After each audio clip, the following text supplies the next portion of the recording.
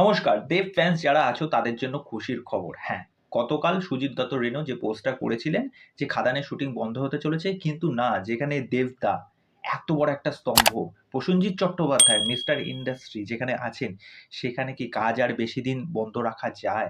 আপনারা সকলেই জানেন যে খাদানের কিন্তু কলকাতার পোরশনের শুটিং কিন্তু শেষ হয়ে গেছে। 15 থেকে 20% কাজ যেটা হচ্ছে রানীগঞ্জে শুট হওয়ার কথা ছিল সেটা কিন্তু আগস্ট মাসের মধ্যেই কমপ্লিট হবে এবং তারপরেই কিন্তু এইটা পুরোপুরি র‍্যাপ আপ হয়ে যাবে। তারপরেই তো আলাদা করে প্রমোশন স্টার্ট হয়ে যাবে, আপনারা জানেন। দেখুন, যে পরিবেশটা সৃষ্টি হয়েছিল, যে একতরফা এই যে কোট আনকোট এরা ওরা, যেটা প্রসেনজিৎ চট্টোপাধ্যায় নিজেও বলেছেন, এরা ওরা বলে বিষয় নেই। কেননা যে সমস্ত টেকনিশিয়ানরা আছে, প্রায় 8,500 থেকে 9,000 টেকনিশিয়ানস যারা এত বছর ধরে কাজ করে আসছেন, তাদের যে দাবিগুলো, তাদের যে হকগুলো তারা তাদের মতো করে রাখার চেষ্টা করেছেন এবং ২ তরফের মধ্যে, সেটা পরিচালক বলি বা টেকনিশিয়ানসদের বলি, তাদের মধ্যে কিছু একটা মতানৈক্য সৃষ্টি হয়েছে কোনো একটা ইস্যুকে কেন্দ্র করে। তা যাই হোক, গতকাল প্রসেনজিৎ চট্টোপাধ্যায়, গৌতম ঘোষ এবং দেব তারা মুখ্যমন্ত্রীর কাছে যান, তাদের এই মতামত রাখেন এবং সেখান থেকে কতগুলো বিষয় উঠে আসে যে কোনো রকম কোনো ডিপার্টমেন্টের কোনো লোককে, সেটা টেকনিশিয়ান হোক বা আর্ট ডিপার্টমেন্ট হোক বা ক্যামেরা ডিপার্টমেন্ট হোক, যে কোনো ডিপার্টমেন্ট, যে কটা ডিপার্টমেন্ট একটা সিনেমার ক্ষেত্রে কাজ করে, তাদেরকে কোনো রকমভাবে শোকজ করা যাবে না বা বয়কট করা যাবে না বা পেটে লাথি মারা যাবে না। এই যে শব্দটা নিয়ে নানা রকম কথাবার্তা উঠছিল, তা এইটা করা যাবে না। কেননা ভাতে মারা বিষয়টা একদমই নয়। আর আপনারা এটা সকলেই জানেন আমাদের ইন্ডাস্ট্রির কি অচলাবস্থা চলছে। এবার গোটা সংখ্যক সিনেমাই কিন্তু আসে। এখন যদি সেই সিনেমার ক্ষেত্রেও যদি চাপ হয়ে যায়, মানে এই বিষয়টা যদি আরো দীর্ঘায়িত হতো, তাহলে এই যে পরবর্তী প্রজেক্টগুলো, যে দেবদার যে এবছরের সিনেমাগুলো বা উইন্ডোজের সিনেমাগুলো, এইগুলোর ক্ষেত্রে কিন্তু একটা বিরাট বড় চাপ হয়ে যেত এবং একটা হিউজ অ্যামাউন্টের টাকা কিন্তু লস হতো এবং যার ফলে কি হচ্ছে, এই সমস্ত যারা কাজের সাথে যারা যুক্ত আছে, তাদের কিন্তু একটা বেকারত্বের জায়গা কিন্তু চলে আসতো।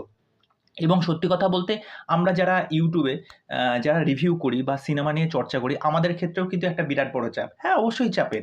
কেননা যারা নিত্য নতুন কনটেন্ট নিয়ে আসে, আপনাদের সামনে নানা রকম যেকোনো সিনেমা নিয়ে বক্তব্য রাখে বা বাংলা সিনেমার আপডেট নিয়ে বক্তব্য রাখে বা কোন সিনেমাটা আসতে চলেছে, ওটিটিতে কি সিনেমা আসতে চলেছে, কি এরপর প্রজেক্ট আসতে চলেছে, এক্সক্লুসিভ কি বিষয়পত্র, তা সেইগুলো তো দিতে পারবো না। যার ফলে কিন্তু আমাদেরকেও কিন্তু অনেকটা বেগ পেতে হবে এবং ব্যাপারটা কি, সবাই তো সবার সাথে কানেক্টেড প্রত্যেকটা জায়গায়। তা এই জায়গাটা আগে বুঝতে হবে। আরেকটা নিয়ম বলবৎ হয় যে নভেম্বর মাস অবধি তাদেরকে সময় দেওয়া হয়, একটি রিভিউ কমিটি গঠন হয়, যে পুরনো যে সমস্ত নিয়ম আছে সেইগুলো চেঞ্জেস করা হবে সিনেমার ক্ষেত্রে, ওটিটি প্ল্যাটফর্মের ক্ষেত্রে। তারপরে হচ্ছে ডেইলি বেসিসে যে সমস্তগুলো সিরিয়ালসগুলো হয় বা যেকোনো অ্যাডভার্টাইজমেন্ট বা যেকোনো শ্যুট, এই সমস্ত কিছুর আগে সমস্ত কিছু বিষয়টা ভালো করে খতিয়ে দেখতে হবে, পারমিশন নিতে হবে, কোন শিডিউল ফাঁকা আছে, কোন অ্যাক্টর ফাঁকা আছে, কোন সময় কত ডিউরেশন ধরে কাজ হবে। বাইরে থেকে যারা কাজ করতে আসবে তাদের একটা নিজস্ব পুঁজি আছে, সেইটার যাতে ওভার বাজেট না হয়ে যায়, সমস্ত বিষয় কিন্তু এই নিয়মাবলীর মধ্যে থাকবে। তা আশা করি এই বিষয়টা নিশ্চয়ই একটা সুষ্ঠু দিকে যাবে এবং সঠিক নিয়মের মধ্যে সমস্ত কিছু হবে, যার ফলে কিন্তু কারোরই কিন্তু কোনো রকমভাবে ক্ষতি হবে না। তা সর্বোপরি একটা কথাই বলব, দেবদা, প্রসেনজিৎ চট্টোপাধ্যায় এবং অন্যান্য যে সমস্ত ব্যক্তিত্বরা আছেন, যারা মুখ্যমন্ত্রীর কাছে গিয়ে এই তাদের দাবিটা রাখার চেষ্টা করেছেন এবং এই যে অচলাবস্থাটা যে কাটিয়ে উঠে, এই যে নতুন করে আবার নতুন উদ্যমে যে আবার শুটিং শুরু হবে, কাজপত্র শুরু হবে, আমাদেরও সুবিধা হবে। এই বিষয়টা তো অবশ্যই। তা এটা খুব ভাল লাগলো এবং আরো রেসপেক্ট বেড়ে গেল। ঠিক আছে? এরকম তো করে আর বেশিদিন চলতে পারে না।